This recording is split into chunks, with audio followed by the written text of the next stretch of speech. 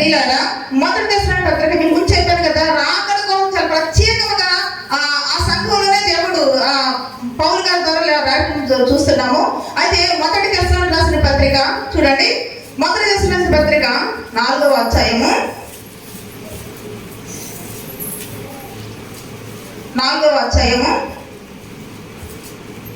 13 చదవండి. సహోదరులారా, నిరీక్షణ లేని ఇతరుల వలె మీరు దుఃఖపడకుడి నిమిత్తము నిద్రించుచున్న వారిని గురించి మీకు తెలియకుండా వారికి ఇష్టం లేదు. యేసు మృతి పొంది తిరిగి లేచినని మనము నమ్మిన ఎడల అదే ప్రకారము యేసునందు నిద్రించిన వారిని దేవుడు ఆయనతో కూడా వెంటబెట్టుకుని వచ్చును. మేము ప్రభు మాటను బట్టి మీతో చెబుతేమనగా, ప్రభు రాకడ వరకు సజీవుడు నిలిచుండు మనం నిద్రించిన వారి కంటే ముందుగా ఆయన సన్నిధి చేరము.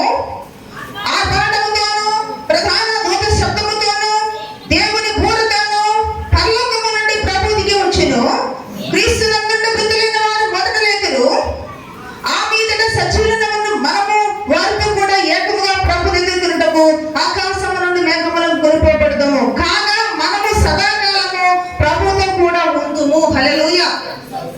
ఇక్కడ తెస్సలోనికీ పట్టణంలో ఉన్నటువంటి సంఘాలతో పౌలు గారు మాట్లాడుతున్న మాట నిజంగా ఈ మాటలు మనకి ఏమర్థం? సిద్ధపడిపోయారు వారు. మనము వెళ్తాము, మనము నిరీక్షణ ఉంది, మనము చూస్తాము, మనము వెళ్తాము అంటే ఏమిటది? ఆల్రెడీ సిద్ధపడిపోయారు వారు. దేని కొరకంట? మనం ఈ చదువుకున్నటువంటి మాటలు బట్టి దేవుని యొక్క రాకడ ఉన్నది, ప్రభు ఈ లోకంలోకి రాబోతున్నాడు, అందుకు మనందరూ సిద్ధపడ్డాము, మనం వెళతాము అని ఇక్కడ పౌలు గారు ఆ దశలోని పట్టణంలో సంఘానికి మాట్లాడుతున్నారు. అంటే ఇంత చక్కగా ఈ మాట మాట్లాడారు పిల్లరా. చాలా పత్రికలు రాశారు పౌలు గారు. ఆ పత్రికలు ఉన్నట్టు ఏ సంఘాలు కూడా ఈ యొక్క మాటలు మనం చదవలేదు, కానీ దశలోని పట్టణవాసులతో మాత్రమే ఈ మాటలు మాట్లాడుతున్నారు. మనము వెళతాము, మనము చూస్తాము, మన కోసం ప్రభు వస్తాడు. చూడండి, మనం అందరూ ఎక్కడికి వెళ్తాం, అందరూ బ్యాగులు తీసుకుని రెడీగా ఉన్నాం అనుకోండి, బస్ దూరంగా ఉంది, మనం వెళ్తాం, బస్సు వచ్చేసి మనం అందరూ ఎక్కుతాం. అంటే ఏంటది చెప్పండి? సిద్ధపాటు. అంటే ఈ యొక్క దశలోనికి పట్టణస్తులు సంఘం ఏం కలిగి ఉన్నారట? దేనికోసం సిద్ధపడగలిగి ఉన్నారు? దేవుని రాకడ కోసం. అయితే నేను ఏం చెప్పదలుచుకున్నానంటే ఈరోజు చాలా సాకట్టు చెప్పేస్తాను. చూడండి, ఈ దశలోని పట్టణస్తుల్లోని సిద్ధపాటు కలిగిన లక్షణాలు ఏమి ఉన్నాయి దాంట్లోని నేర్చుకోవాలి ప్రియులారా. ఎందుకు అంటే సిద్ధపడి ఉన్నాము, మనం వెళ్తామని చెప్పేసి అంటే అంతగా ప్రత్యేకత ఏమిటి వాళ్ళలోని? అది తెలుసుకుంటే మాక్సిమం మనం కూడా అలా ఉండడానికి ప్రయత్నం చేయవచ్చండి. వాళ్ళు సిద్ధపడగలుగుతున్నారు, ఏమేమి విషయాల్లో వాళ్ళు అంత సిద్ధపడగలుగుతారు. పౌలు గారు ఎందుకు వాళ్ళు మెచ్చుకుంటున్నారంటే చూద్దాం. చూడండి, మొదటిగా ఏమిటి సిద్ధపడంటే చూడండి, మొదటి అధ్యాయము 9వ వచనం. మీ వద్ద మాకెట్టి ప్రవేశం కలిగిన మరియు మీద విగ్రహములను విడిచిపెట్టి జీవగలవాడను సత్యవంతుడను దేవుని దాసులకును దేవుడు మృతులైన నుండి లేపిన యేసు అనగా రాబోవు ఉగ్రతలోని మనలను తప్పించుచున్న ఆయన కుమారుడైన యేసు పరలోకము నుండి వచ్చునని ఎదురు చూచుటకు మీరు ఎలాగో దేవునికి తిరిగిదిరో ఆ సంగతి వారే తెలియజేస్తున్నారు. హల్లెలూయా. ఈ మాట మీకు అర్థమైందా? ఏమర్థమైంది చెప్పండి? పౌలు గారు ఈ సంఘాలకు పత్రిక రాస్తున్నారు కదా, వీళ్ళు సిద్ధపడి ఉన్నారు, జీవమైనటువంటి విగ్రహాల నుంచి బయటకు వచ్చారు, వాళ్ళు దేవుని యొక్క రాకడకు సిద్ధపడి ఉన్నారని ఈ పౌలు గారికి గురించి వీళ్ళ గురించి ఎవరు తెలియజేశారంట చెప్పండి? ఎవరు తెలియజేశారంట? అక్కడున్న జనులు అంట. హల్లెలూయా. అంటే అక్కడున్న జనులు వీళ్ళ సిద్ధపాటు గురించి చర్చించుకుంటున్నారు. సంఘము దేవుని యొక్క రాకడ సిద్ధపడి ఉన్నారు. వీరి పట్టణంలో ఉన్నటువంటి దేవుని యొక్క మందిరానికి వెళ్ళే జనులు యేసుక్రీస్తునందు విశ్వాసం ఉంచి ఆయన యొక్క వాక్యం విని వాళ్ళ యొక్క జీవితాల్లో దేవుని యొక్క రాకడకు సిద్ధపరచుకున్నారన్న విషయము అన్యులు చెప్పుకుంటారు. హల్లెలూయా. మన గురించి చెప్పుకుంటారు అన్యులు ఈరోజు. చూసారా అసలు ఎంత గొప్ప సాక్ష్యం అండి. అసలు పరలోకం ఏంటో ఈ లోకం ఏంటో అసలు పరిపూర్ణంగా అన్యులకు తెలియదు. అన్ని సహోదరులకి అంత అవగాహన లేదు. అంటే వాళ్ళ విధానం వాళ్ళకి తెలుసు అనుకోండి. ఈ యొక్క విధానం అనేది దేవుడితో వచ్చే వాళ్ళకే తెలుస్తుంది. అంటే వీళ్ళ సిద్ధపడటం, మన పక్కింటి ఊరికి వెళ్తున్నారు అనుకోండి, ఊరికి వెళ్తానికి సిద్ధపడుతున్నారు అనుకోండి, నాగలాటోళ్ళు వచ్చి ఎక్కడికి వెళ్తున్నారని మీకు అడిగితే వాళ్ళు ఫలానా ఊరు వెళ్తానికి సిద్ధపడుతున్నారు. ఏం చెప్తా చెప్పండి? రాజమండ్రి వెళ్తా సిద్ధపడుతున్నారు, లేకపోతే పలాంచోటికి సిద్ధపడుతున్నారని పక్కింటి చెప్తే వాళ్ళకి తెలిసిందంటే వీళ్ళకి చెప్పలేదు. హల్లెలూయా. ఇప్పుడు పౌలు గారికి వీళ్ళు చెప్పలేదు మేము సిద్ధపడిపోతున్నామని. వీళ్ళు సిద్ధపడటం నుంచి ఈ పక్క ఉన్నటువంటి ప్రజలు చెప్పుకుంటున్నారంట. హల్లెలూయా. ఎంత అద్భుతమే కదా! మీకు ఎంత అనిపించట్లేదు? మొక్కలతో చూస్తున్నారు ఏమండి? అంటే వీళ్ళ సిద్ధపాటు, వీళ్ళ భక్తి, వీళ్ళ నడవడిక, వీళ్ళ తీరు, వీళ్ళ విధానం అంతా కూడా అన్యులు గమనించారంట. మీరు చదవండి, మీకు ఇంకోసారి మాట అర్థమవుతుంది. చూడండి, మీ యొక్క మాకు ఇంటి ప్రవేశం కలిగిన అక్కడ జనులు మమ్మల్ని గురించి తెలియజెప్తున్నారు. మరియు మీరు అంటే ఎవరి గురించి ఇప్పుడు సంబోధన? మరియు మీరంటే ఈ సంఘాల గురించి పౌలు గారు మాట్లాడుతున్నాడు. మరియు మీరు ఏ విడిచిపెట్టారంటే వారు విగ్రహాలు విడిచిపెట్టారు. అడిగమంటారు పక్కలు ఏంటో ఏడుదాకా ఈ పని చేసినప్పుడు ఏంటంటే మేము పనిలోకి వెళ్ళాలి, మేము ప్రభు దగ్గరికి వెళ్ళాలంటే సిద్ధపడగలి నీరవద్దు అనే ఉంటారు కదా. మనదంతా రహస్య భక్తి. ఏం చెప్తే ఏమనుకుంటారు? మేము దేవుడు నమ్ముకున్నాం అంటే సిగ్గిసేటు ఏమనుకుంటారు అంటే తాగితే సిగ్గులేదు, అబద్ధం అంటే సిగ్గులేదు, లోకసభ పాప జీవితం పడితే సిగ్గులేదు. కానీ దేవుని వద్దకు పొందాక దేవుని యొక్క మందిరానికి మర్యాదగా వస్తే మనం సిగ్గుపడతావు. హల్లెలూయా.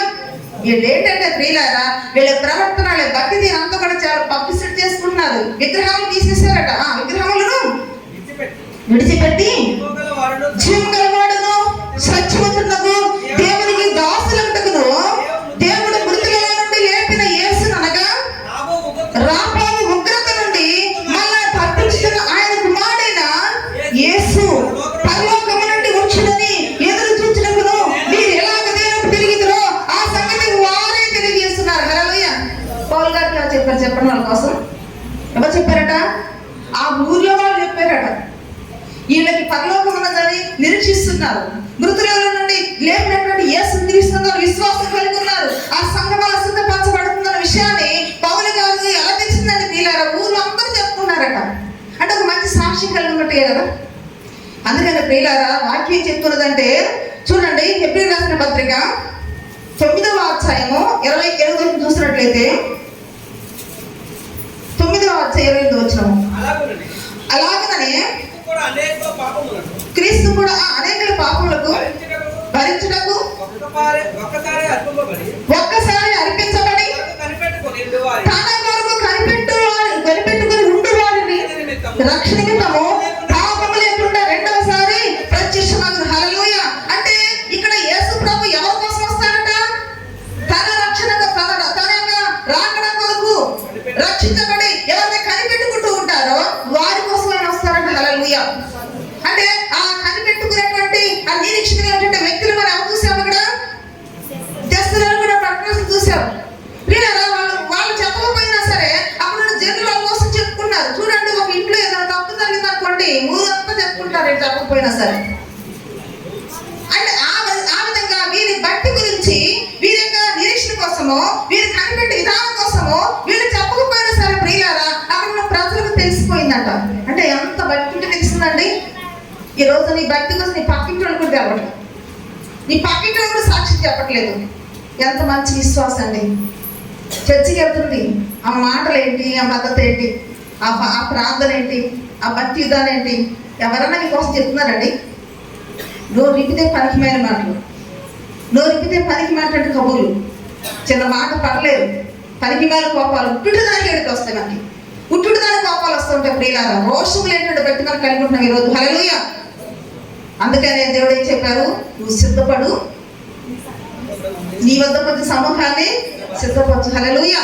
కాబట్టి ఈ మాటలు ఎలా ఉంటాయంటే జ్ఞానుల మాటలు మురికి వాళ్ళ గుచ్చుకుంటూ ఉంటాయి. మొన్న వచ్చిన పాస్టర్ గారు ఒక సేవకుల మీటింగ్ లో మాట్లాడుతాడు. పాస్టర్ గారు వెళ్ళిపోయారట, కోపం వచ్చేసి కొంతమంది. ఎందుకంటే గుచ్చుకున్నాడు మాట్లాడారు. అయ్య గారు వెళ్ళిపోయారంటే ఇదేంటి మరి? వాక్యం వెంటనే గుచ్చుకుంటే ఏం చేయాలి చెప్పండి? సార్ చేసుకోవాలి. ఒక సేవకుడు వెళ్ళిపోయాడంటే విశ్వాసం ఏమని చెప్పండి ప్రియుల. అందుకని గుచ్చుకుంటున్నది అంటే నీలో ఏదో ఉందని అర్థం అక్కడ. హల్లెలూయా.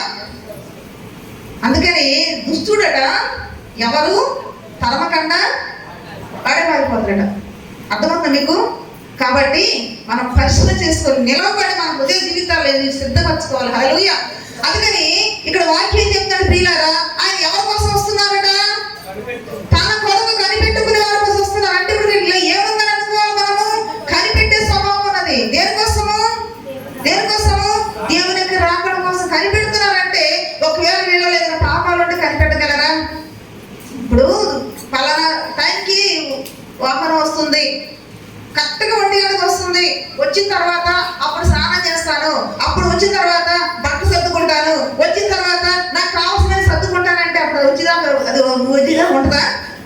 అంటే వీళ్ళు ఏమీ లేదనుకోవాలి, సిద్ధపడలేదు. ఆ బస్ ఎక్కాలనుకున్న వాళ్ళకి ఏం చేస్తారు? ఒక అరగంట ముందే సిద్ధపడిపోతారు. వెళ్ళాలని ఆసక్తి ఉన్నవాళ్ళు ఆ బస్ కోసం కనిపెట్టుకున్నారంటే వీళ్ళు సిద్ధపడగలుగుతున్నారనే కదా. కాబట్టి నీకు ఆసక్తి ఉంటే, నువ్వు ప్రభు దగ్గరికి వెళ్ళాలన్నటువంటి ఒక ఆలోచన ఉంటే ఆల్రెడీ నీ జీవితాన్ని ఏం చేసుకుంటావు? సిద్ధపరచుకుంటావు. ఈ రోజు ఎక్కడ ఆలోచనలు అక్కడ, ఎక్కడ అబద్ధాలు అక్కడ, ఎక్కడ మోసం అక్కడ, ఎక్కడ భావం అక్కడే, ఎక్కడ ఆలోచనలు అక్కడ కలిగి ఉంటే నీ సిద్ధపాటు ఉంది ఇక్కడ. అంటే నేనేమంటే సంఘంలో ఇప్పుడు ఏం కలిగి ఉన్నారు? వారు సిద్ధంగా ఉన్నారు అన్నిటికీ. ప్రభువును పిలిస్తే నేను వస్తానని చెప్పి సిద్ధంగా ఉన్నారు. అందుకే ఆ రాకడ కోసం ప్రత్యేకంగా ఆ దశలోని పట్టణస్తులకు మాత్రమే చెప్తారు ఇక్కడ పౌలు గారు. హల్లెలూయా. అందుకని ఇప్పుడు మొదట మనం ఏం చేసేవాళ్ళని సిద్ధపాటు, కనిపెట్టే స్వభావము, వాళ్ళకి సిద్ధపాటు ప్రజలందరికీ కూడా తెలిసే విధంగా వాళ్ళు సిద్ధపాటు చూసాము. రెండోది మనం చూస్తున్నట్లయితే 2వ వచనం చూడండి.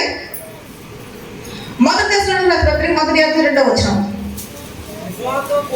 విశ్వాసముతో కూడిన మీ పనిని, ప్రేమతో కూడిన మీ ప్రయాసమును, మన ప్రభువైన యేసుక్రీస్తునందు నిరీక్షణతో కూడిన మీ ఓర్పును మేము మన తండ్రి అయిన దేవుని ఎదుట మనకు జ్ఞాపకం చేసుకుని. హల్లెలూయా. ప్రియులారా, ఇంకా రెండోది ఏంటంటే ప్రియులారా, మంచి లక్షణం ఏంటంటే, సిద్ధపాటులో మంచి లక్షణం ఏంటంటే వాళ్ళు ఏ పని చేసినా విశ్వాసం చేసేవారట. అందుకే విశ్వాసముతో కూడినటువంటి మీ పనిని, ఒక విశ్వాసం ఒక పని చేస్తున్నప్పుడు ఆ పనిలో ఏముండాలండి? విశ్వాసం ఉండాలి. అయితే దానికి ఉదాహరణగా నోవాహును చూద్దామండి. నోవాహు అంత పెద్ద వాడ కడుతున్నాడంటే ఆ వాడ కట్టుటలో ఎంత ప్రయాసం ఉన్నది. ఆ ప్రయాసం ఏముంది? అతనికి విశ్వాసం ఉన్నది. అనేకులు వచ్చారు. ఎందుకంటే తాతగారు వాడ కడుతున్నారంటే ఏం చెప్పుకుంటాడంటారు? ప్రభు నాకు చెప్పారు, జలప్రళయం వస్తుందంట, ఈ లోకమంతా మునిగిపోతుందంట, మరి నీటి వరకు ఓడ సిద్ధం చేసుకుని దేవుడు చెప్పారు. అందుకే మాట కూడా చేసినంటే ఎంతమంది తిట్టుంటారో, ఎంతమంది హేళన చేస్తుంటారో, అది వరకు కూడినటువంటి సంగతులు జరుగుతున్నాయంటే ఎవరు నమ్ముతారండి? గోదావరి వస్తుందంటే మనకు తెలుసు, ఎందుకంటే ఆల్రెడీ మనం మునిగున్నాం కాబట్టి. ఎక్కడ ఏంటంటే ఎంతగా చెప్తున్నారు ఇక్కడ, ఎప్పుడు కలిసి భూమి మీద వర్షం కూడా కొనలేదంట, మంచు మాత్రమే కురిసేది, చెట్టుకు కావాల్సినటువంటి తడిని మాత్రం ఇచ్చేదంట. అంతకు ముందు భూమి మీద వర్షం లేదు. అటువంటి టైంలో వర్షం వచ్చేస్తుంది, 40 దినాలు ప్రచండమైనటువంటి ఈ యొక్క వడగళ్ళవాన వస్తుందంటే ఎవరు నమ్ముతారండి? కానీ నమ్మి విశ్వాసముతో తన ప్రయాసంతో పనిని కొనసాగిస్తున్నాడు. హల్లెలూయా. నీ జీవితంలో ఏదైనా పని చేస్తున్నావంటే ఆ పని వెనక ఏముంటావు తెలుసా? విశ్వాసం. అంటే పరిపూర్ణంగా దేవుడి పట్ల వారి విశ్వాసాన్ని మనం చూస్తూ ఉంటున్నాం. విశ్వాసం లేకుండా దేవునికి ఇష్టం అసాధ్యము.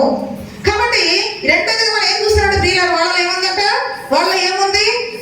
విశ్వాసం కూడా పని. చేసే ప్రతి పనిలో కూడా విశ్వాసం ఉండేది. మనం చేసే పనిలో కొన్ని విశ్వాసం ఉండదు, కొంత ఉండదు. ఇంకా అమ్మగారు ప్రార్థన చేస్తారు, అటు వచ్చి ఏదో ఒకటి ఎవరో చెప్తే పలానా టైంకి పలానా దానికి చేయాలి, పలానా నక్షత్రం, పలానా రోజు, పలానా టైము, ఇది మన సిద్ధాంతాలు. అంటే దాన్ని ఏం లేదనుకోవాలి. ఇల్లు కడుతున్నావు, విశ్వాసం లేదు. పెళ్లి చేసుకుంటున్నావు, విశ్వాసం లేదు. అదేంటంటే లేదంటున్నారు. కార్డు మీద దేవుని పేరే ప్రార్థన పెట్టుకుంటున్నాం, ఈయన వచ్చి పెళ్లి చేస్తున్నా అనుకోవచ్చు. కానీ ఆ టైం ఎవరిస్తున్నారు? ఆ సమయం ఎవరిది? ఆ సిద్ధాంతాలు ఎవరివి? మాట్లాడేంటి? కొంతమంది అంతర్గతంగా అంతరాలు కట్టించుకుంటా ఉంటారు. అంతర్గతంగా ఉంటుంది తాయితులు. మరి ఏంటో నాకు అర్థం కాదంటే ఏం లేదనుకోవాలి? విశ్వాసం లేదు. కానీ అలా ఉంటే దేవుని రాగల సిద్ధపాటు ఉంటుందా? సిద్ధపాటు ఉండదు. ఇక్కడ మనం చూసాం ప్రియులారా, వీళ్ళు విశ్వాసంతో పనిని చేస్తున్నారట. నువ్వు చేసే ప్రతి పని కూడా విశ్వాసంతో ప్రారంభించాలి. నువ్వు ఏది చేసినా మాటతో కానీ క్రియతో కానీ ఏమి చేసినా కూడా ప్రభుని దేవుని బట్టి చేస్తున్నప్పుడు దాని వెనక ఏముంటుందో తెలుసా? నేను వచ్చి ప్రార్థన చేస్తే సరిపోదు, దాని వెనక నీ విశ్వాసం గొప్పది. హల్లెలూయా. కాబట్టి ఇప్పుడు రెండోది ఏం చూసే వాళ్ళని విశ్వాసం చూసాం. మూడోది మనం చూద్దాం. 1వ అధ్యాయం 6వ వచనం చూడండి. పరిశుద్ధాత్మ వలన కలుగు ఆనందముతో గొప్ప ఉపద్రవందు మీరు వాక్యము అంగీకరించిరి, మమ్మను ప్రభువును పోలి నడుచుకున్న వారైతే. హల్లెలూయా. దేవునికి ఆత్మ కలిగిన వారుగా ఉండి ప్రియులారా, గొప్ప ఉపద్రవడి శ్రమ వచ్చినప్పుడు, ఉపద్రవడి కష్టాలు వచ్చినప్పుడు, ఉపద్రవడి శోధన వచ్చినప్పుడు వారు వాక్యమును ఏం చేశారంట? వారు అంగీకరించి నడుచుకున్నారట. ఏమిటి ఉపద్రవం అంటే ప్రియులారా? ఈ రోజు మనకు వచ్చే ఉపద్రవం చిన్న చిన్నవే, మనకు వచ్చే కష్టాలు చిన్న చిన్నవే, చర్చి మానవేయడానికి కారణాలు చిన్న చిన్నవే, నువ్వు దుఃఖపడతా కారణం చిన్న చిన్న శ్రమే, ఎవరో తిట్టారు, ఎవరైనా జరిగింది, చిన్న చిన్న చిన్న విషయాలు మన ముందు చాలా టెంప్టైపోతున్నాం. కానీ ఇక్కడ ఎంత ఉపద్రవించినటువంటి శ్రమలు వచ్చినా సరే వాళ్ళు వాక్యం ఏం చేశారట? ఒకసారి చూద్దామా ఆ శ్రమలేంటో, వాళ్ళకి వచ్చే శ్రమలేంటో చూద్దాం. అపొస్తలుల కార్యాలు 17వ అధ్యాయము చూడండి. అపొస్తలుల కార్యాలు 17వ అధ్యాయము మొదటి వచనం చూడండి. మొదటి వచనం.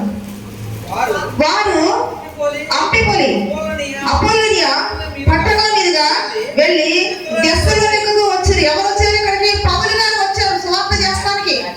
దేవుని సేవకులు సువార్త చేసేవారు అక్కడ ఎక్కడికి వచ్చారట? తెస్సలోనికి వచ్చేటప్పుడు ఏ తెస్సలోని పట్టణం గురించి సంఘం గురించి మనం మాట్లాడుకుంటున్నామో ఆ పట్టణానికి పౌలు గారు వచ్చారట. వచ్చినప్పుడు ఏం జరిగిందంటే చూడండి, అక్కడ యూదుల సమాజము మందిరం ఒకటి ఉన్నది గనుక పౌలు తన వాడుకు చొప్పున సమాజపు వారి వద్దకు వెళ్ళి క్రీస్తు శ్రమపడి మృతుల నుండి లేచుట అవశ్యమని నేను మీకు ప్రచురణ చేయు యేసే క్రీస్తు ఉన్నాడని లేఖనముల నుండి దుష్టాంతరములు ఎత్తి విప్పి చెప్పుచు వారితో 3 విశ్రాంతి దినములు పరిచూస్తూ ఉండరు. హల్లెలూయా. అక్కడ సమాజ మందిరంలోకి వచ్చి పౌలు గారు చెప్తారంట, లేఖనాలు ముందు పెట్టారు. పాత నిబంధన ఉంది కాబట్టి ఆ టైంలో, ఇప్పుడు కొత్త నిబంధన అప్పుడు లేదు కానీ పిల్లారా, పరిపూర్ణమైనటువంటి ఆ కార్యాజ్ఞలు యేసు ప్రభు గురించి ఏ లేఖనంలో దేవుడు రచించి ఉన్నారో పాత నిబంధన ప్రవచనాలు ఎత్తి చూపిస్తూ ఈయన నిజమైన దేవుడు, ఈయన కోసం ముందుగా దేవుడు చెప్పబడి ఉన్నారు, ఆయన మృతులను తిరిగి లేచారు, ఆయన తిరిగి మళ్ళా లేచారు, తిరిగి రాబోతున్నారు అనేటువంటి సువార్త పౌలు గారు అక్కడ చెబుతున్నారంట. చెబుతున్నారు. అక్కడ తర్కం 3 రోజులు కూడా అక్కడ వాగ్వాదం జరుగుతున్నాయి ప్రియులారా. ఆ జరుగుతున్నటువంటి సందర్భంలో ఏం జరిగిందంటే, ఎక్కడ ఎవరు చెప్పండి, ఎవరది? తెస్సలోనిక పట్టణము. ఇప్పుడు ఏ పట్టణంలో సంఘం మనం మాట్లాడుకుంటాము? అక్కడ మనం ఏం చదువుకున్నాము? వీరు గొప్ప ఉపద్రవంలో దేవుని యొక్క వాక్యాన్ని అంగీకరించి. ఏమిటి ఉపద్రవం అంటే చూడండి, వారిలో కొందరు ఏం చేశారట? కొందరు భక్తి పరులకు గ్రీసు దేశస్తుల్లో చాలా మంది ఘనత గల స్త్రీలను అనేకులను ఒప్పుకొని పౌలుతోనూ శీలతోనూ కలుసుకుని అనేకులు పౌలు గారి మాటలను విశ్వాసం వచ్చి దేవుని నామములో బాప్తిసం తీసుకున్నారంట ప్రియులారా. ఆ టైంలో సమాజ మందిరపు వారు అనేకులు ఏం చేశారంటే, ఇది ఎలా చూస్తే ఊరుకుంటే పర్లేదు, చాలా మంది క్రస్టర్ అయిపోతున్నారు, ఇక్కడ ఏదో ఒక అల్లరి జరగాలి, ఏదో గొడవ జరగాలని ప్లాన్ చేసుకున్నారంట. అప్పుడు ఏం చేశారు తెలుసా? చదవండి. అయితే యూదులు మత్సరపడి పని పాటలు లేక తిరుగుకొన్నారు, దుష్టులను వెంట పెట్టుకుని. చూసారండి, ఓ పక్కనేమో ఇలాగే సమాజ మందిరం దేవునికి వాక్యం ప్రకటించబడుతుంది, ఇలాగే దేవుని గురించి ప్రకటించబడుతుంది, అనేకులు యేసుక్రీస్తు అంతటి తిరుగుతున్నారు, గొప్ప గొప్ప కనెక్టెడ్ వ్యక్తులు దేవుని నమ్ముకుంటే ఇది ఎలా జరగకూడదని యూదులు ఏం చేసిన కొంతమంది, ఎవరు దొరుకుతుందో చెప్పండి, సైతం గడికి పని పాటలు లేని వాళ్ళట, ఊళ్ళో పని పాటలు లేకుండా తిరుగుతుంటారు. చూసారా? ఈ రోజులు కూడా మనం చూస్తామంటున్నాం ప్రియులారా. పని పాట ఏముండదు గురువులకి. చాలా మంది కూడా దేవుని వద్దకు వచ్చి చక్కగా దైవికమైనటువంటి మనసు కలిగి ఉన్నాం, మంచిగా మా దేవుని యొక్క సన్నిధికి వెళ్ళి భక్తగా బ్రతుకుతానని ఆలోచన లేదు. వాళ్ళు ఎదురు తిరుగుతారో తల్లిదండ్రులు చెప్పరు, వాళ్ళకుంటే గర్భం. దేవుని వద్దకు వస్తే ఎంతో విలువ ఉంటుంది ప్రియులారా, ఎంతో గౌరవం ఉంటుంది. బైబిల్ కూడా చెప్తుంది, అల్లరి చేస్తారు, ఎవరు పగేసుకున్నారట చెప్పండి? పని పాట లేనటువంటి వారు పగేసుకున్నారట. జాగ్రత్త నా సహోదరుడు, పని పాటలు లేనటువంటి వ్యక్తి ఉంటున్నారేమో, అలా తిరిగే స్వభావం ఎవరో తెలుసా? భూమి మీద అంటే ఏ పనులకు అటు తిరుగుకుంటూ వచ్చిందంట. ఎక్కడికి? ఎవరు? సైతాన్. ఎక్కడికి వచ్చింది? దేవుని దగ్గరకు వచ్చిందంట, దేవుని సన్నిధికి వెళ్ళిందంట ప్రియులారా. ఇదే పని పాటలు ఎవరు తిరుగుతుంటారు తెలుసా? అందుకే మనమంట ఏ పని లేకపోతే దెయ్యం అంటే మైండ్లో పనిచేస్తూ ఉంటుందంట తెలుసా? పని లేకుండా ఖాళీ ఉంటే సైతాను అక్కడే పని చేస్తూ ఉంటది. ఇక ఏదో ఒక దురాలోచనలు, ఏదో ఒక చెడ్డ తలంపులు, ఆ చెడ్డ తలంపులు కార్యరూపం దాల్సే విధంగా చేస్తాయి. ఈరోజు ఎంత మంచి నాశనం అయిపోతున్నారు పిల్లలు. అందుకని ఏదో ఒక పని దృష్టి పెట్టుకోవాలి. హల్లెలూయా. సరే, ఇది కాదు కానీ వాటిని చూసినట్లయితే ఇక్కడ ఏం చెప్తారంటే, ఇక్కడ ఎలా జరుగుతున్న పని పాటు లేని కొందరు దుష్టులను వెంటబెట్టుకుని గుంపుకొచ్చి పట్టణంలో అల్లరి చేసి ఎక్కడైతే ఇప్పుడు ఎస్ అన్నటువంటి ఒక వ్యక్తి ఉంటే, దైవకున్న వ్యక్తి ఆ ఇంటి మీద పడ్డారట. అక్కడ చూడండి, దేవుడు నమ్ముకున్న ప్రజలు దేవుని ఆరాధిస్తుంటే, దేవుడు నమ్ముకున్న ప్రజలు దేవుని యొక్క వాక్యం ఇచ్చుంటే, సత్యంగా గ్రహిస్తున్నట్టే ఆ ఇంటి మీద పడిపోయారండి. ఎవరు పని పార్టీ లేక తిరుగుతున్నటువంటి దుస్తులు వచ్చారట. అంత అల్లరిలో అప్పుడే ప్రభు నమ్ముకున్నారు వారు, ఒక పసిపిల్లల వంటి వారు ప్రియులారా. అటువంటి పరిస్థితుల్లో, అటువంటి అల్లరిలో ఉపద్రవం అంటే గొప్ప శ్రమలు కూడా వాళ్ళు ఏం చేశారట, వాక్యాన్ని అంగీకరించారు. హల్లెలూయా. అందుకే దాని గురించి ఇక్కడ పౌలుగా చెప్తున్నారు. ఇప్పుడు చూడండి, ఇప్పుడు మళ్ళీ మొదటి దర్శన పత్రిక వద్దాం. మొదటి అధ్యాయం 6వ వచనం. పరిశుద్ధాత్మ వలన కలుగు ఆనందముతో గొప్ప ఉపద్రవము మీరు వాక్యమును అంగీకరించి మమ్మను ప్రభువును పోలి నడుచుకున్న వారే. హల్లెలూయా. ఆ గొప్ప ఉపద్రవములో ఏం కలుగుతున్నారు వారు? దేవుని యొక్క వాక్యాన్ని అంగీకరించారు. పిల్లలు, ఈ జీవితంలో ఎప్పుడైనా ఇలా జరిగిందా? దేవుని నమ్ముకున్న వారు ఎవరో ఒకరు ఏదో ఒక నిందలేస్తారు, ఏదో ఒక కష్టాలు వస్తాయి, ఏదో ఒక శ్రమలు వస్తాయి, ఏదో ఒక అవమానాలు వస్తాయి. ఎందుకని చెప్పి శరణ తిరిగిపోలేదంటారు. ఈరోజు ఈ ఉపద్రవాన్ని పంచుకుంటే మనకు వచ్చే శ్రమలు ఏపాటండి? అర్థమవుతుంది ప్రియులారా. మన ఆత్మీయ జీవితానికి ఈ ఆటంకాలు చెప్పాలంటే, వాళ్ళు గొప్ప ఉపద్రవం, ఎవరు చంపేస్తారో తెలియదు, ఎవరింటికి పడిపోతారో తెలియదు, దేవుని నమ్ముకుంటే ఏ పరిస్థితి ఎలా ఉంటుందో తెలియదు. అటువంటి పరిస్థితులు కూడా మేమున్నా లేకపోయినా పర్లేదు, మాకు దేవుడు కావాలి, దేవునికి వాక్యాన్ని అంగీకరించాలని చెప్పేసి వాళ్ళు తీర్మానం చేసుకున్నారు. హల్లెలూయా. అందుకే వాళ్ళు సిద్ధపడి చూస్తాం. దేవునికి స్తోత్రములు. ఇప్పుడు చెప్పండి, ఎన్ని విషయాలు చూసాం మనము? మొదలు ఏం చేశారు వాళ్ళని? దేవునికి రాకడ కోసం వాళ్ళు ఏం చేశారు?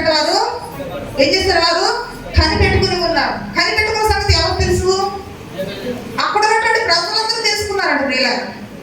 రెండోది ఏం చూసామంటే, వారి యొక్క ప్రతి పని కూడా విశ్వాసముతో వారు చేసేవారట. ఇక మూడోది మనం చూసాము, ఏం చూసామంటే ప్రియులారా, గొప్ప ఉపద్రవంలో వాళ్ళు ఏం చేశారట? వాక్యాన్ని వారు అంగీకరించే చూస్తున్నాం. చూడండి, 3వ అధ్యాయం చూడండి ఒకసారి. 3వ అధ్యాయము మొదటి వచనం చదవండి. కాబట్టి ఇక సహింపజాలక ఏ దిశలో మేము ఒట్టుగానే ఉండటం మంచిదనిచ్చి, ఈ శ్రమల వలన ఎవడనో కదలింపబడుకున్నట్లు మమ్మల్ని స్థిరపరచకూడదు. మీ విశ్వాస విషయమే మమ్మల్ని హెచ్చరించడం వలన మన సహోదరులను క్రీస్తు సువార్త విషయంలో దేవుని పరిచర్య తిమోతిని పంపితిని. మేము మీ యొద్ద ఉన్నప్పుడు మనము శ్రమలు అనుభవించవలసి ఉన్నదని మీతో ముందుగానే చెప్పితిని కదా. అలాగే జరిగింది. హల్లెలూయా. పౌలు గారు చెప్పారట. ఏం చెప్పారట?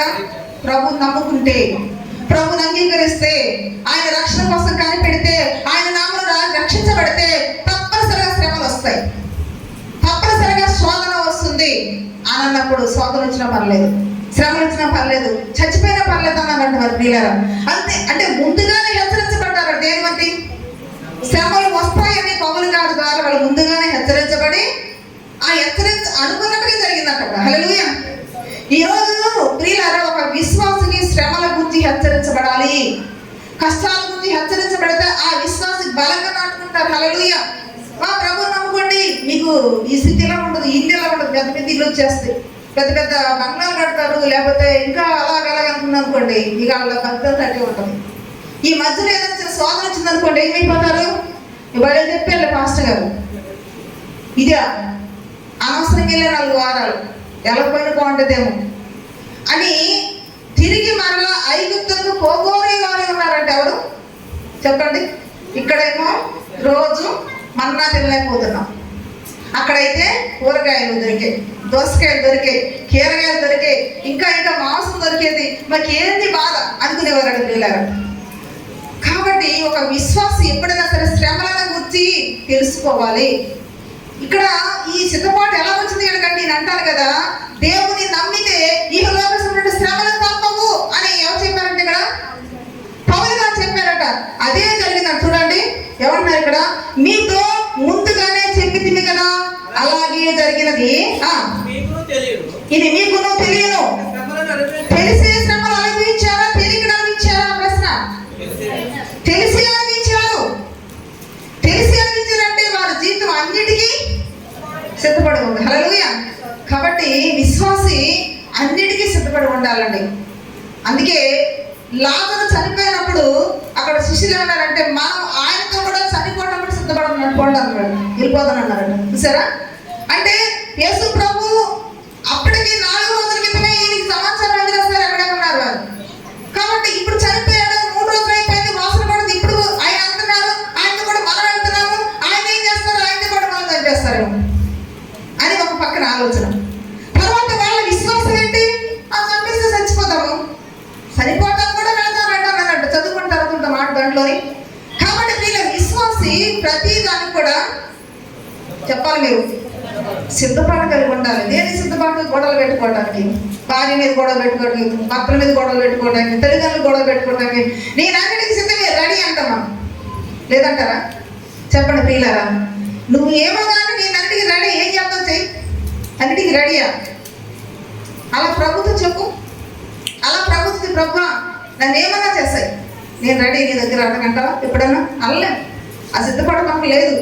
అలా సిద్ధపడినటువంటి సంఘాన్ని దేవుడు మన ముందు ఉంచినారు. హల్లెలూయా. అందుకని శ్రమలు వస్తున్నామని ముందుగా ఎరిగి ఉన్నారు వారు. కావాలనే శ్రమలు మాకు అవసరం అనుకున్నారు. అందుకే చూడండి ఏమనుకున్నారుగా, అనుభవించడానికి మనము అట్టి శ్రమలు అనుభవించడానికి మనము నియమించబడినవని వారు మీరు ఎరుగుదురు. హల్లెలూయా. ఎందుకు నియమించబడ్డారు క్రైస్తవులు? మాట్లాడండి. ఎందుకు నియమించబడ్డామంట? శ్రమలు అనుభవిస్తానికి మనము నియమించబడి ఉన్నాం. ఇంకెందుకన్నా దేవుడు అనుకుంటు. అవును, తప్పదు. ఈ శ్రమలు ఎంత తగిన కాదు. అక్కడికి వెళ్తే ఇంకా బాగుంటుందండి. అక్కడ అగ్ని ఎలా పురుగు చావదు. క్షణకాలం అంటే ఈ శ్రమలు మాత్రమే. దీనికి పరిమితి ఉంటుంది. అక్కడ పరిమితి ఉండదు కదా, అది ఎప్పుడు కాపునే ఉంటావు. మరి చెప్పండి, ఆ శ్రమలు బాగుంటే ఈ శ్రమ బాగుంటే? అక్కడ ఆ శ్రమ బాగుంటే అంటే మీ ఇష్టం, సిద్ధపడతారో నాకు తెలియదు. హల్లెలూయా. అందుకని ప్రియులారా, ఇక్కడ మనము ఈ దశలో పడాల్సిన మంచి మంచి లక్షణాలు మనం చూస్తూ ఉన్నాము. ఎన్ని చూసాము మనము? 3 చూసాము. ఇక తర్వాత 4 చూసినట్లయితే చూడండి, మొదటి అధ్యాయం 8వ వచనం. 1:8. ఎందుకనగా మీ వద్దంటే ప్రభు వాక్యము మాసిదోనియలోను అఖియలోను మ్రోగెను. అక్కడ మాత్రమే కాక ప్రతి స్థలమందును దేవుని ఎడల ఉన్న మీ విశ్వాసం వెళ్ళడానికి కనుక మేమేమీ చెప్పవలసిన అవసరం లేదు. హల్లెలూయా. మరి నిజంగా ఈ మాట చాలా అద్భుతంగా ఉంది ప్రియులారా. వీళ్ళు ఈ పౌలు గారి ద్వారా విన్నటువంటి మాటలు అంట, అక్కడ ప్రతి ఒక్క ప్రాంతం కూడా మ్రోగిందంట దేవుని యొక్క వాక్యం. హల్లెలూయా. మ్రోగడం అంటే ఏంటి? వినిపించింది అక్కడ. వీళ్ళు విన్న వాక్యం వినట్టు నోరు మూసుకుని ఉండలేదంట ప్రియులారా. ఎక్కడికి వెళ్ళినా ప్రభు కోసం చెప్పేవారట. ఈ మాటలన్నీ కూడా పౌలు గారు చెప్పాడంటే, ఈ పౌలు గారు చెప్పిన మాటలే ఈయనలోంచి బయటకు వెళ్ళాయట. ఈ రోజు నువ్వు ఎన్ని ప్రసంగాలు వింటున్నావు, దేవుని గురించి ఎన్ని మాటలు వింటున్నావు, ఎక్కడన్నా చెప్పావా? ఎక్కడన్నా చెప్పిన అనుకున్నదా? కాబట్టి మీ సహోదరి సహోదరుడా, అయితే వాళ్ళు ఏం చేస్తారట, వాళ్ళు మంచి కూడా ఏంటంట, విన్న మాటలు ఎవరో ఒకరు చెప్పాలి. ఒక తపన, ఒక భారం, ఒక బాధ్యత. ఈ రోజు నువ్వు ఎలా ఉన్నావు? సిద్ధపడే వారు ఆ మాట చెప్తారండి. ఆ మాట నిజంగా పౌలు గారు అంటున్నప్పుడు నేనేం చెప్పలేకపోతున్నాను అక్కడ. హల్లెలూయా.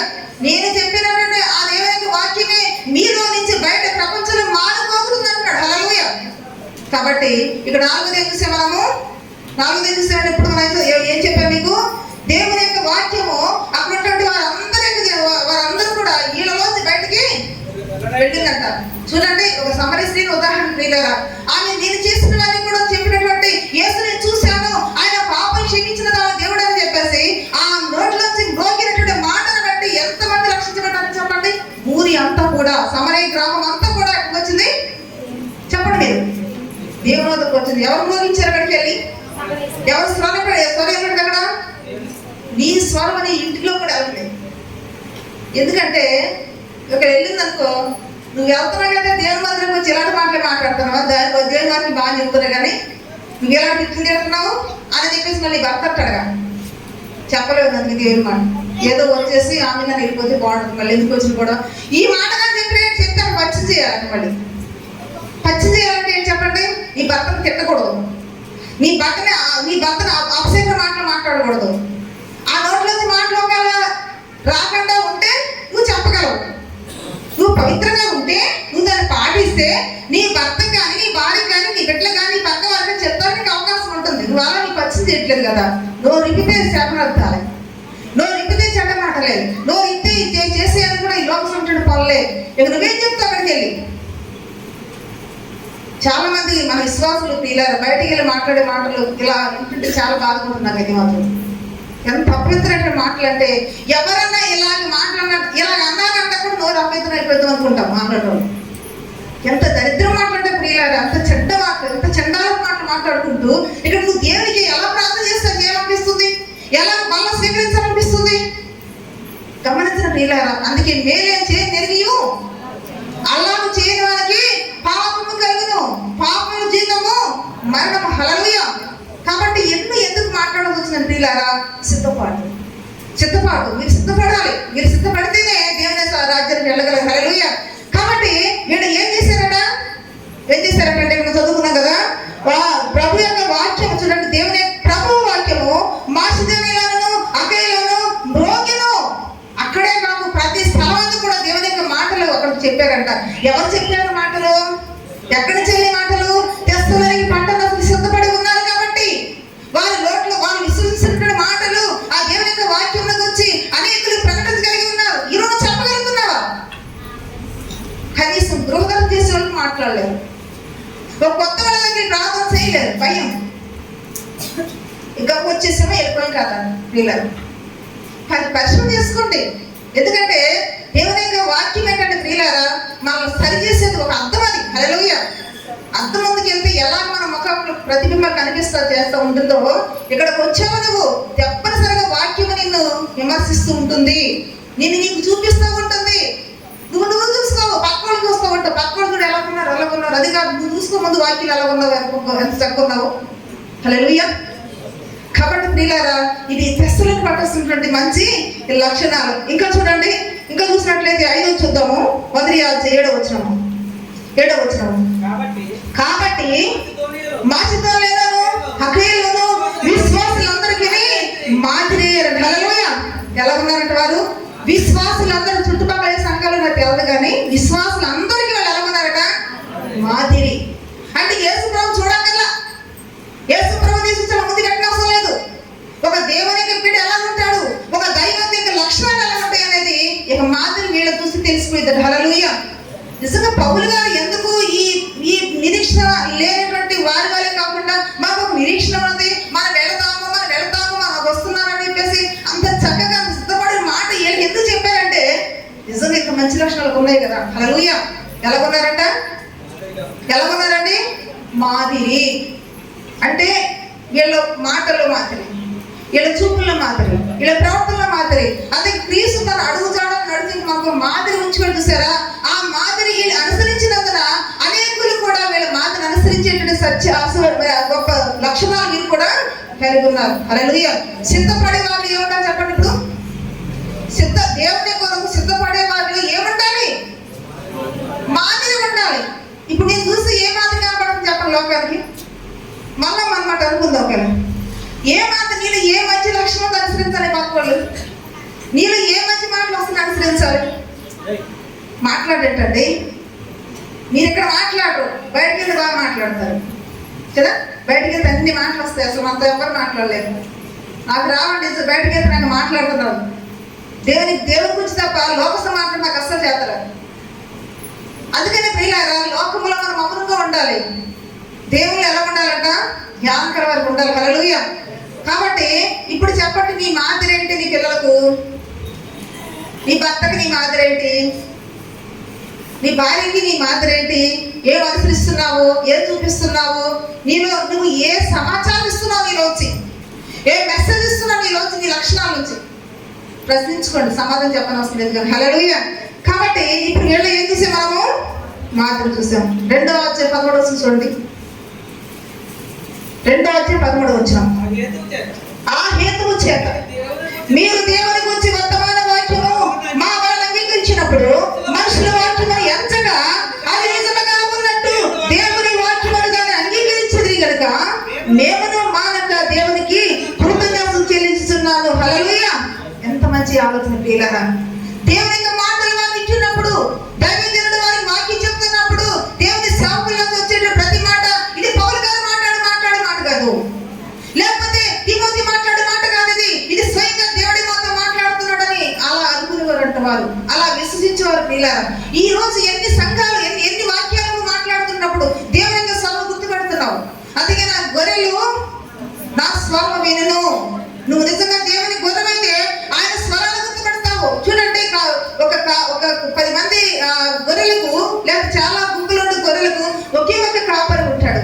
ఆ కాపరి యొక్క స్వరం అవి గుర్తుపట్టేస్తాయి అంటండి. వేరే కాపరి వేసారు ఆ స్వరం ఎనమంట. ఎవరు కాస్తున్నారో ఆ గొర్రెలను ఆ కాపరి యొక్క స్వరాన్ని ఎంత దూరం అన్నస్తానంట ఆ గొర్రెలు ఏం చేస్తాయంటే గొల్లవారి స్వరాన్ని గుర్తుపడతాయి ప్రియులారా. నువ్వు ఎక్కడ ఉన్నా, ఏ స్థితిలో ఉన్నా, ప్రభువైనటువంటి యేసుక్రీస్తు స్వరం అర్థం చేసుకొని విని ఆ యొక్క మరి ఆ స్వరాన్ని అనుసరించేటువంటి అనుభవం ఉన్న పరిశ్రమ చేసుకోవాలి. కాబట్టి వాళ్ళు ఏమనుకున్నారంట, పౌలు గారు చెప్తున్న మాట కావచ్చు, తిమోతి చెప్తున్న మాట కావచ్చు, మరి ఇంకెవరు చెప్తున్న మాట కావచ్చు, ఇది పౌలు గారు చెప్పే మాట కాదు, కానీ ఈ స్వరం దేవునిది. హల్లెలూయా. ఈ మాట దేవునిది. తప్పనిసరిగా దేవునికి లోబడాలి. ఈ రోజు దేవుడు నాతో మాట్లాడుతున్నాడు అనుభవంలోకి వచ్చేవారు ప్రియులారా. ఇలా ఎన్నిసార్లు కనిపించినావా, ఎన్నోసార్లు తిరస్కరించినావు. దేవుడు నీతో మాట్లాడుతున్నారు అనేక విషయాలు, అనేక ప్రసంగాలతో దేవుడు నీతో మాట్లాడుతుంటే ఎప్పుడు చెప్పే అమ్మగారే కదా, ఎప్పుడు చెప్పే మాటలే కదా, ఎప్పుడు వినే మాటలే కదా, ఎప్పుడు చదివే కదా అనుకుంటున్నావు పిల్లలు. కానీ దానిలో దేవుడి యొక్క స్వరము మిడికి మీద విషయాన్ని గమనిస్తున్నావా? అయితే వాళ్ళ మంచి లక్షణం ఏంటంటే ఎందుకు సిద్ధపడాలని కలుగున్నారంటే ప్రియులారా, వాళ్ళు ఏమనుకున్నారు, పౌలు గారు చెప్తున్నారు కదా, అందుని బట్టి కృతజ్ఞతలు దేవానికి పొందినాలి అంటున్నాడు పౌలు గారు. ఎంత సంతోషిస్తున్నారు తెలుసా? ప్రభు నేను మాట్లాడారు కానీ నా మాట నీ మాట అనుకుంటున్నారు వారు. నేను నా స్వరమును నీ స్వరంగా భావించాను, వాళ్ళు విశ్వసించినారు, అందుని బట్టి నేను ఏం చేయలేదని చెప్పేసి దేవునికి ప్రార్థన చేస్తున్నాడంటే ఎవరు? పౌలు గారు. హల్లెలూయా. కాబట్టి ప్రియులు ఏం చెప్తుందంటే, ఈ హేతువు చేత మీరు దేవుని గురించి వర్తమాన వాక్యం వాళ్ళు అంగీకరించినప్పుడు ఇది మనుషుల వాక్యం ఎంతలేదంట వారు. ఏమనిచ్చారట వారు? నిజముగా ఏంటంట, నిజముగా అంటే దాంట్లో అబద్ధం లేదు, సందేహం లేదు, ఖచ్చితంగా యేసు ప్రభువు మాట్లాడుతున్నాడు. దేవునికి స్తోత్రములు. నువ్వు ఎప్పుడైనా అనుభవంలోకి వచ్చావు, ఎప్పుడైనా అనుభవం వచ్చావు? వస్తే వెయిట్ చేస్తావు తెలుసా? అనుభవంలోకి వస్తే నువ్వు అసలు ఊరుకో, ఇక్కడ ఇలా కుదురుగా కూర్చోలేవు. నువ్వు గోచాడుతావు, ప్రభు నువ్వు నాతో మాట్లాడావు, ప్రభు నాతో మాట్లాడావయ్యా, నువ్వు నాతోనే మాట్లాడవు ఈరోజు చెప్పేసి నువ్వు అసలు ఉండలేవు, ఇక్కడ కూర్చోడలేవు. హల్లెలూయా. కాబట్టి ఆ స్పందన వేరుగా ఉంటుంది, ఆ లోపడి మనసు వేరుగా ఉంటుంది, ఆ గుర్తు పెట్టేటువంటి విధానం వేరుగా ఉంటుంది ప్రియులారా. అందుకని వాక్యం ఏం చెప్తుందంటే, నిజముగా ఉన్నట్టు దేవుని వాక్యం దాన్ని అంగీకరించింది కనుక మేమును మానక నేను దేవునికి కృతజ్ఞత చెల్లించుకోవడలేకపోతున్నాను, మిమ్మల్ని గురించి ప్రార్థించుకోవడలేకపోతున్నాను, మిమ్మల్ని గురించి దేవునికి స్తుతించడం ఉండలేకపోతున్నాను అంటున్నాడు. హల్లెలూయా. ఇది మంచి లక్షణం అండి. సిద్ధపాటు కలిగే వారిలో ఈ లక్షణం ఉండాలి. ఇంకొక మాట వాక్యం ముగించేసుకుందాం. ఇంకొక లక్షణం ఏంటంటే ప్రియులారా, చూడండి 4వ అధ్యాయం మొదలు వచ్చి దుస్వాక్యం ముగించుకుందాం. మెట్టుకు సహోదరులారా, మేము ప్రభువైన యేసు ద్వారా మీకు ఇచ్చిన ఆజ్ఞను మీరు ఎరుగుదురు కాగా, మీరు ఎలాగ నడుచుకుని దేవుని సంతోషపరచగలనో మా వలన నేర్చుకున్న ప్రకారంగా మీరు నడుచుకొనుచున్నారు. హల్లెలూయా. చూడండి ప్రియులారా, వాళ్ళ నడక ఎలాగుందంట, దేవుని సంతోష పెట్టేది. దేవుని స్తోత్రములు. అంటే వీళ్ళ యొక్క ప్రవర్తన, వీళ్ళ విధానం అంతా, జీవిత విధానం అంతా కూడా ఎవరు సంతోష పెట్టేది ఉన్నది? దేవుని సంతోష పెడుతున్నారు. ఈరోజు అవసరం లేదు, మనకు అదేమీ లేదు. నీకు సంతోషం ఉంటే చాలు. నీకు సమాజంతో పని లేదు, నీకు సంఘంతో పని లేదు, దేవునితో పని లేదు, నీ ఇంటి వారితో నీకు పని లేదు. నీకు సంతోషం ఉంటే చాలు. ఇది మన పద్ధతి. దేవుని సంతోష పెట్టడంలోని మనం ఎంతో కష్టపడాలి తెలుసండి. అర్థమవుతుందా? నువ్వు దేవుని సంతోష పెట్టాలన్నటువంటి ఒక ఆలోచన ఎప్పుడైతే కలిగి ఉంటావో నువ్వు చాలా కోల్పోవాలి, నిన్ను చాలా వెలిగించుకోవాలి. నీలో ఉన్నటువంటి కొన్ని ఆశలు ఇలా గుర్తు చేసుకుంటూ ఉండాలి. హల్లెలూయా. దేవుని సంతోష పెట్టాలనుకున్న వారు ప్రియులారా ఎప్పుడు తనతో సంతోష పెట్టుకోలేడు, తన సంతోషం ఉండలేడు తెలుసా. అందుకే మోషే ఏమన్నాడండి, ఈ యొక్క ఐగుప్తు దేశము పాప భోగములు అనిపించడం కంటే నా ప్రజలతో, దేవుని ప్రజలతో నేను శ్రమ అనిపించడం నాకు మేలు. హల్లెలూయా. ఇది ఎవరికి సంతోషం? దేవునికి సంతోషం. నా ప్రియ సహోదరి సహోదరుడా, మనం నేర్చుకునే విషయాలు ఏంటంటే, ఒక వ్యక్తి ఈ భూమి మీద దేవునికి రాకడ సిద్ధపడాలంటే ఈ లక్షణాన్ని మనం కలిగి ఉండాలి. రక్షణ ఎవరి సొంతం చెప్పండి? ఎవరి మట్టికి వారిదే, వ్యక్తిగతమైనది. చెప్పే వారి కుటుంబాన్ని పాటించకపోవచ్చు, లేకపోతే వినే వారి కుటుంబాన్ని పాటించకపోవచ్చు, నీ మాటలు ఎవరు పట్టించుకోకపోవచ్చు, నీ ఆకలిని ఎవరు ఏదకపోవచ్చు, కానీ దేవుడికి నీకు సత్య సంబంధం అది. హల్లెలూయా. కాబట్టి ప్రియులారా, ఇప్పుడు ఏం కలిగి ఉండాలి మనము? ఇప్పుడు మీరు చెప్పండి, ఏం కలిగి ఉండాలి? సిద్ధపాటు కలిగి. అందుకే పైన ఉన్నటువంటి దేవుని దృష్టి పెట్టుకోవాలట, కింద ఉన్నటువంటి పాతాళం తప్పించుకోవాలంటే పరమైనటువంటి జీవమార్గం మనం వెళ్తా ప్రయత్నం చేయాలి. కొద్ది మాట నుంచి ఆలోచన కాక ఆమె